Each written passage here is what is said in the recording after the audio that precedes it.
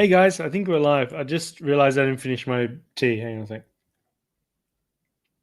My blueberry tea. I'm going to talk about how to pinpoint your IBS symptom triggers. Okay, so this is for the food intolerance folks, the sensitive tummy people.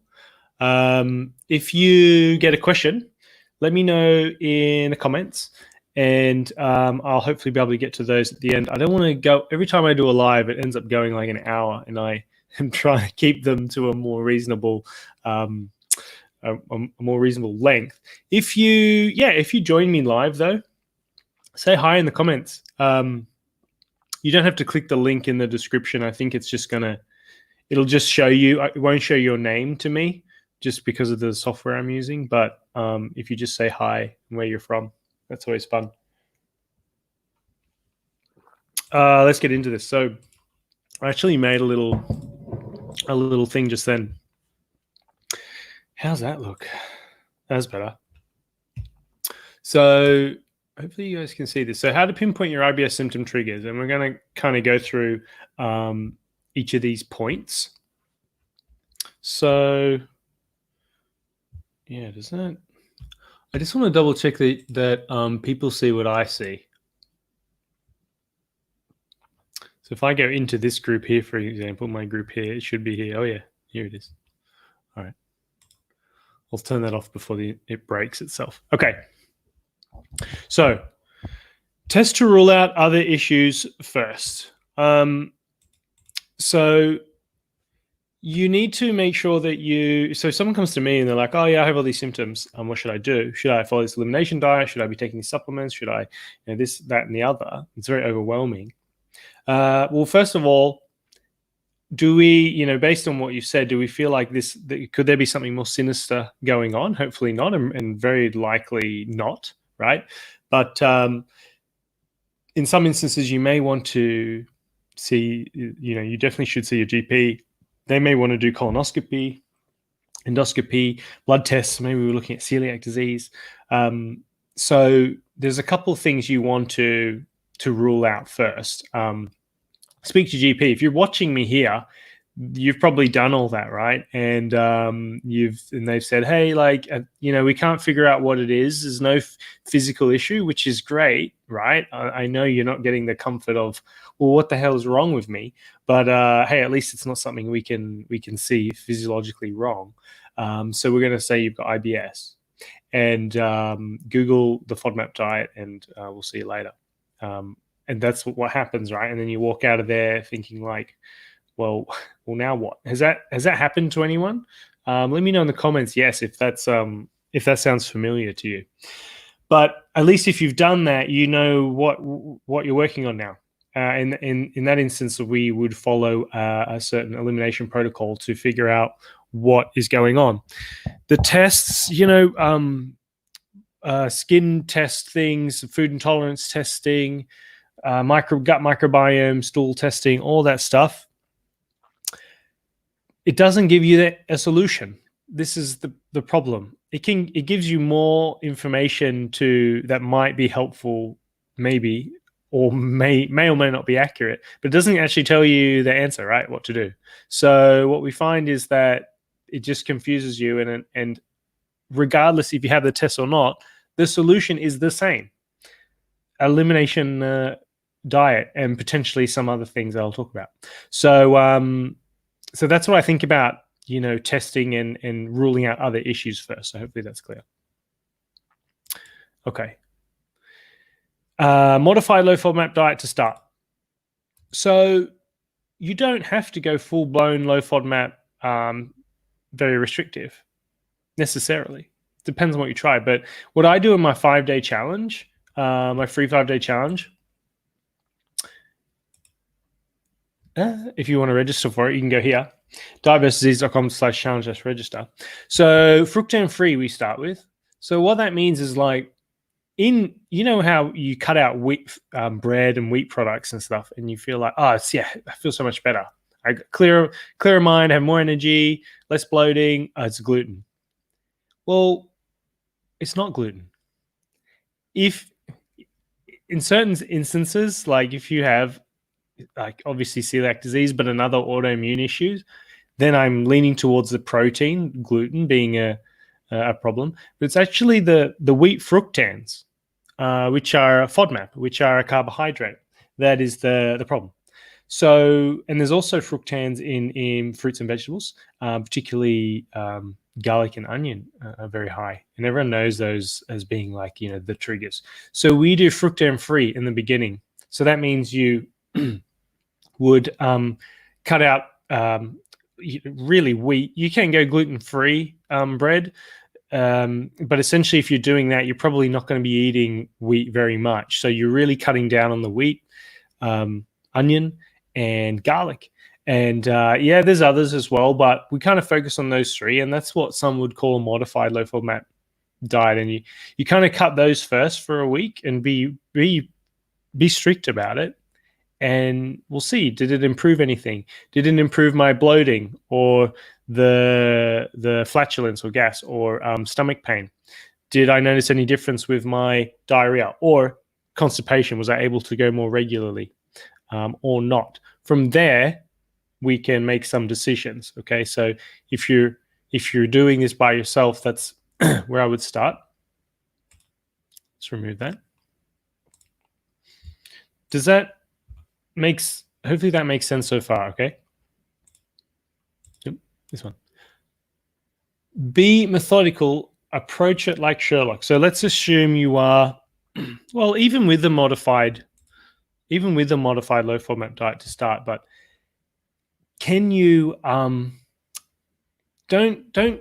like, I speak to people and they're trying to recall what they're doing. Like, well, yesterday I had this, and like one time I had this food and I reacted so badly, but then I had it another time and I was fine.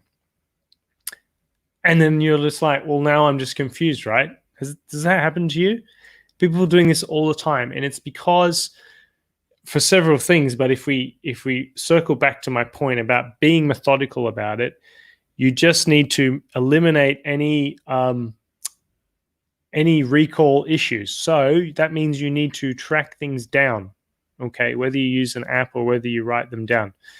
Be methodical. Start with a clean slate, okay? Let's pretend you were building this beautiful house, right? That's the end goal. You living a life without worrying about food, without waking up thinking about your stomach 24 hours a day, right? Without pain. That's the beautiful house you're trying to build. Now, if you try to build that house on sand, what will happen to that house, right? What's the house worth? How long is it going to last, right? It's going to fall down. So you need to start with a clean slate, concrete slate, and build the house step by step there. So when I say start with a clean slate, you need to look at, okay, can I get a FODMAP meal plan or something to start with, to follow, to try to guide me? If not, can I make some swaps? Am I able to identify what I eat that's high in FODMAPs and swap them out so I can still kind of eat how I normally do, but it's low FODMAP? That way my family won't really notice. I don't have to make 3 meals every dinner, 3 different meals, right? So that's what we're helping clients do. But you can follow a template plan. Start with that, and then follow the process of being methodical. So recording what you're having. When am I having symptoms? The only way you will connect the dots for what triggers your symptoms is to have them laid out in front of you. Okay, that's when you can observe patterns and things are in front of us. All the data is in front of us. That's how you'll observe patterns. If it's all stuck in here or foggy and muddled up, then you're never going to be able to pinpoint those issues. Okay, is that making sense to you guys? I hope so. Okay, so be methodical. Approach it like Sherlock. Is just like, you are now the investigator. If you're doing it on your own, especially, right? If you're working with a dietitian or someone who knows what to look for, of course that's going to help. It's like either you trying to solve the case, or you hire Sherlock Holmes who's going to figure it out, right? So just be methodical, structured. Oftentimes, bloating doesn't correlate with bowel habits.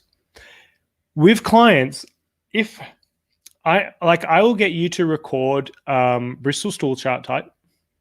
If you don't know what Bristol stool chart is, you can Google that and thank me later for the pictures that you won't be able to get out of your head. Bristol stool chart type for what type is your bowel movement.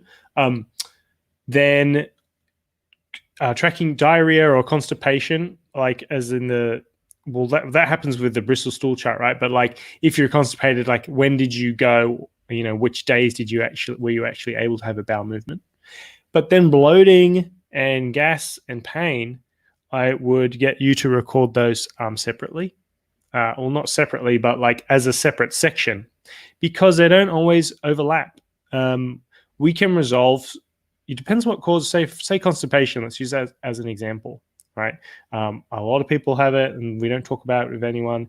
This is my job. I talk about poo 24/7. It's great. It's a great career. So you need to like even if we resolve your bloating, constipation can still be there.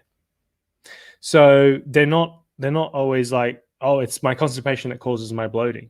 Typically, no, actually.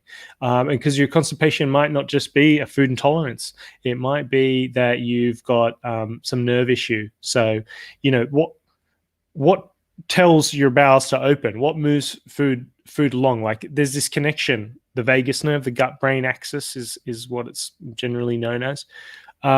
So maybe that it's not firing down there as it should, and the muscles are not moving things along as they should. So then it's kind of a separate thing to the food intolerance. For sure, food intolerance might play a role, but it mightn't. You getting on top of that and resolving your bloating mightn't fix the constipation, right? And then we have a whole protocol structure that we would go through to help you figure out what it is. Because when you can pinpoint the root problem, then you can fix it properly. Or at least you are informed and empowered and able to make decisions about whether eating this food, for example, or doing this thing is worth the consequences or not. At least you get to choose rather than like worrying, well, can I even go out and eat here? Because what's going to happen? Like, what if I react? Alex is asking, will live video be online later? Yes, it will be. Yes, this will stay online. Okay. Alicia's question, can that be diagnosed the nerve? Can you rephrase the question? I'm not sure if I understand you, Alicia, exactly. Okay. Re-challenging in a methodical way. Again, stressing the importance of this. Please do not follow an elimination diet for a long time being years and years. When you restrict humans need to eat a varied diet. We thrive best when we eat a varied diet. We've evolved that way, and it's even thought pre-agriculture that humans actually ate a lot more varied than we give us credit for. But all the way we've evolved to have teeth that we can eat like grains and meat, our digestive tracts, we do best with a varied diet, and that's partly because we know that our gut microbiome diversity seems to be optimal or best when we're eating lots of different foods, okay, and particularly carbohydrates. They are important. They are, if you've heard of prebiotics, right, a lot of FODMAPs, which are carbohydrates. So we've got carbohydrates, some of them are high FODMAP, and some of those are prebiotic fibers. So we need those. Your good bacteria, they eat them, okay? They ferment these, and that's how they flourish. And those bacteria have a role in our health, okay? So if you're restricting that food from them, they die out, or they really shrink in their numbers. So you need to be re-challenging foods if you follow an elimination diet. The whole point of it is like an investigative process. It's not like, oh, I go low FODMAP, the end. That's like, you're just halfway around the track here. You got to run the rest of the race. You have to finish. So you need to re-challenge very methodically to see what you tolerate, because it's not that you're intolerant to everything. And if you feel like you are and you react to everything, it just simply means that you need to slow down and perhaps have perhaps you didn't do the elimination process properly, or you need a little more time, or you're still eating something that's aggravating you, and it might not be FODMAPs. It could be something else. There's plenty of triggers, right? And what's happening is you're rechallenging too early. This is if you feel like you react to everything. Think of it like if I had a cut on my arm, right? I was bleeding. And then I'm up to rechallenge. So rechallenge is like pour vinegar, put salt, alcohol. Like that's going to sting, right? I'm going to react to everything. But if I allow that cut to heal, the more it heals, the more I add these things, the less they hurt, to the point where there's no sensation at all. So we want to get your gut to the point where there's minimal sensation, and then you'll be able to rechallenge, and then you'll be able to determine what truly is upsetting you and what you do tolerate well. And if you do tolerate, the thing is, you might not tolerate like a lot of garlic, but you might tolerate a little, and you need to be eating that regularly to increase your tolerance.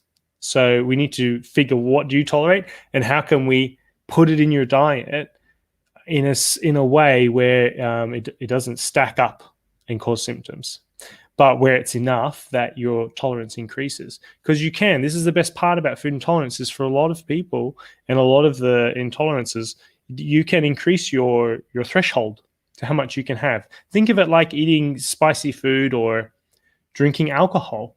The more you have it, the more you need for the same effect. Your tolerance increases. And on the flip side, the less you have exposure to it, the more sensitive you are. Okay, now I don't know if I went off track. Rechallenging in a methodical way. No. So make sure you are rechallenging. It's important for your health. You don't want to be in elimination long term. And make sure that you do it also systematically, just how you were doing the elimination part, the investigative part, also in a very methodical, systematic way. Alicia said the mind-nerve connection, can that be diagnosed? Well, no, because the measurement is subjective, right?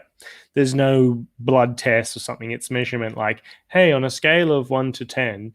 So we, as a dietitian, I couldn't, but say like in my program, we often speak with Michelle White from Happy Inside, who is a gut-directed therapist. It's gut-directed hypnotherapy. It's one of the evidence-based ways to resolve IBS as well. I think equally as effective as a low FODMAP diet. But this is looking at this is for people who believe that the gut-brain axis is kind of the issue, maybe anxiety or stress, right? And actually, this is a perfect segue. The next one, consider factors other than food triggers. So, well, there we go. This is one of them, stress, anxiety. My point being, Alicia, Michelle would be able to kind of diagnose that. So we work with her because clients who work with us, I was like, sometimes when I was working in clinic, it was like, oh, okay, yeah. So we can help you with the food stuff, and then we'd figure out like, oh, well, actually, anxiety and stuff was a major issue. Oh, okay, well, you need to go find help with that as well. Bye. I was like, we didn't complete the process. We didn't help them. We didn't finish it. So like, I'm trying to bring everything in one place so we could just do it all. So I would be have a look at Happy Inside. She has a podcast. I would be thinking about that. If you want to sort of think about, well, hey, is it my stress and anxiety? Usually you can figure it out.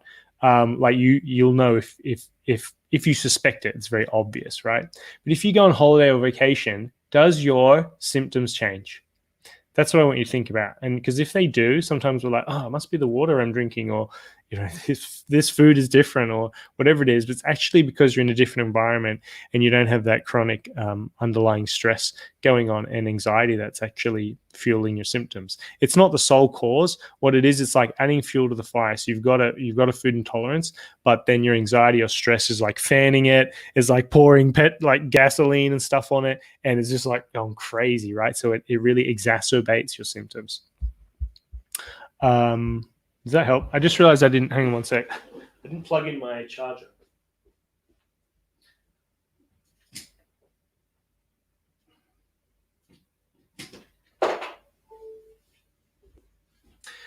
Okay, guys, last point.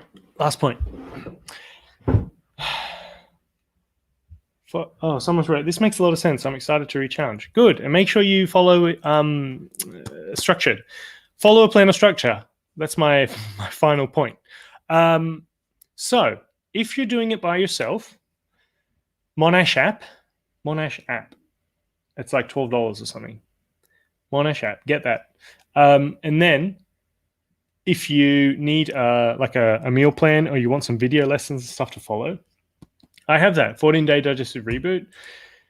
I don't think I made a banner for that one. That was silly. I'll put a link in the comments. 14-day digestive reboot.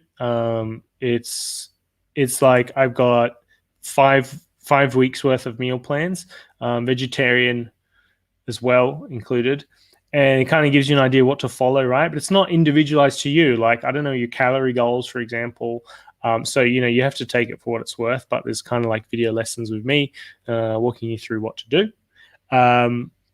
You don't need that though, right? You could do the Monash app and you just got to do a lot of research and a lot of trial and error. But that's a process. And then if you really like, I have time to learn all this stuff, or I've tried to do it for so long and I'm stuck. I'm spinning my wheels. I've been like this for years and years and years. And now is the time I need to just sort this out properly once and for all. Well, we do one-to-one. So we virtually hold your hand through the whole process. So as soon as you get a question, then you get an answer. If you want a tailored plan, we do that. If you want help to customize your own eating pattern, so that way you don't have to cook all new foods and stuff. So that way your family you're kind of eating the same things. We're just going to tweak and change things, and then help you walk through the process so that we figure out what your triggers are, so that you can make informed decisions, so that you don't have to think about your stomach anymore. You'll hardly ever think about it. Hopefully that's the goal, right? You'll eat freely and you'll go out and you'll be happy and have energy and not be run by your symptoms, right? Your gut symptoms. If you want to learn about that, you can send me a message my page, or comment interested, and I will send you a message if you don't know how to message my page. Like I said, I got a free challenge as well if you want to learn more about me. And the challenge is simply designed to like get you started. I've got loads of lessons and stuff in there, like fun video lessons. It's free. The purpose of it, and I say this at the start of the challenge as well, is like, hey, by the end, I can't fix your issues in 5 days. I'm really sorry. But if you want to get help, then you're going to think of me, right? So that's the purpose for me. And of course, it'll help you get started for sure. Did anyone have any questions? Did I answer everyone's questions? Alicia said, thinks if I was diagnosed 8 years, but I've noticed other factors like stress makes it worse. So Alicia, yeah, the stress and anxiety will fuel the fire, right? And it's going to make symptoms worse. 8 years is a long time. I hope it's not affecting your day-to-day life. If it is, like at some point it becomes about not just trying to get help where it's convenient, but like getting something that's going to work for you, specific to you. And that's what we do with our one-to-one. I used to work in clinic, right? I worked in hospital, doing outpatient like one-to-one there, and then private practice as well. And it's not that as useful as online, because you see someone once and then they give you a plan maybe, and you got to cram it into an hour session, maybe 45 minutes.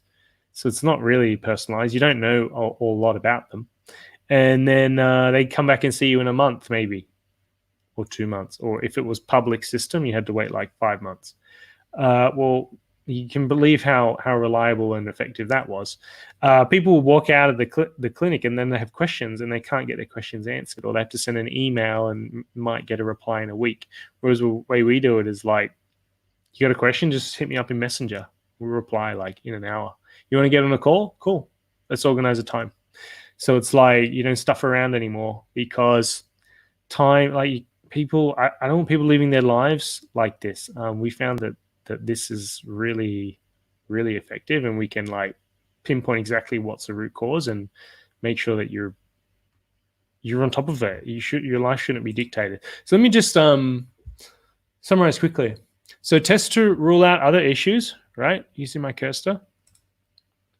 Test to rule out other issues. So make sure you've gone to the doctor and got a diagnosis, okay? This skin allergy testing, food intolerance testing, microbiome testing are necessary. Regardless of what your test says, they don't tell you the solution.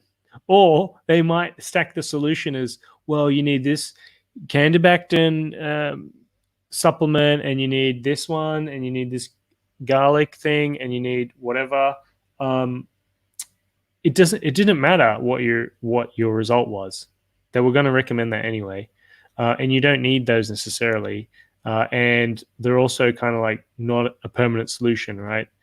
Like, oh, take this probiotic. Well, what, forever? Yeah, okay. So I'm going to take this probiotic for the next 40 years of my life, and it costs me $50 a month. Do the maths on that. Modified low FODMAP to start. So you don't have to go, full blown. Why don't you cut out garlic and onion and wheat, and just for a week, and just see if it has an effect. We do this in my challenge. Okay, if you want to go the challenge, it's dietversusdisease.com/challenge-register. I'll leave it up, actually. Be methodical. Be methodical in your approach. Track things down. Write things down. Use an app if you can. Our clients use our app, and so everything they document there, the food, symptoms, it comes up on my screen. So when I talk to you on the phone like this, and you can see me, and I'll bring up my screen, and we're going to go over it together, like with a magnifying glass, and we find triggers straight away. I can see patterns. I've been doing this such a long time that, I can see what's going on.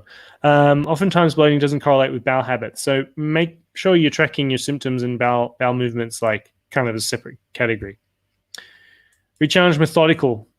Ditto, it's the same as your elimination. Like, be strategic about it. Otherwise, you're going to go through that process, and at the end, you're going to be like, well, I don't really know. I reacted to everything, or I don't know if I did it properly. Consider factors other than food triggers. Okay, so sleep is another one I didn't touch on, but so we've got the stress and anxiety. Your sleep habits will, believe it or not, it's the third pillar of health, right? You've got nutrition and physical activity and sleep. Sleep affects so many hormones that affect these other two and our health. So, and you better believe it affects your symptoms as well. Follow a plan or structure. Okay, so make sure you've got something to help guide you. Don't just kind of wing it. And then for me, I have different options. I have a generic like online program, right? And then I have the one-to-one for people who really want to be helped through the process, or have other complications, or have just tried the online program stuff and it doesn't work for them. So yeah, I hope that was useful, you guys. I'll just check if there's any comments. Anyone else? Nope, I think we're good. So cool. Thanks, everyone. And I said I would post a link in the comments. I don't remember what it was. But if you're interested to learn more about how my one-to-one service works, then what we do, comment interested or message me. You can comment interested and I'll message you. We'll find out more about you, fill in a form to apply, and then we do a free call and we just see like, well, can we help you? If so, is it a good time for you? Can we make it work for you financially? How long do you need help for? What level of help? And then we figure something out. And I mean, you either say yes or no. We don't mind, but of course we want to help you figure this out properly. So you can do that. You can come interested. Again, my free challenge, dietversusdisease.com/challenge-register. I have loads of FODMAP resources and stuff on my website as well. But yeah, I'll put some things in the comments. Thanks everyone for if you get questions, like send me a message and I'll get back to you as soon as I can. Okay, ciao.